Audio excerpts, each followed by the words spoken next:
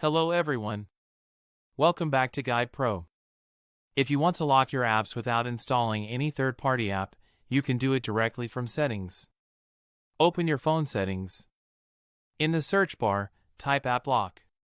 Tap on the App Lock option provided by your phone system. You will be asked to create a password, pattern, or fingerprint to set it up.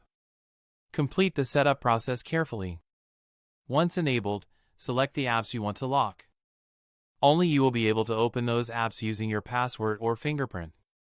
Many people install third-party apps for this, but they can access your data or show ads.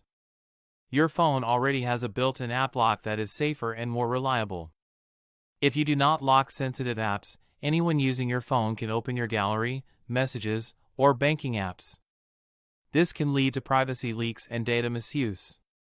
Using the built-in app lock protects your personal information properly. Always use your phone's native security features instead of unknown apps. This keeps your data secure and your phone fast. Like this video if it helped you. Subscribe to Guide Pro for more Android privacy and security fixes.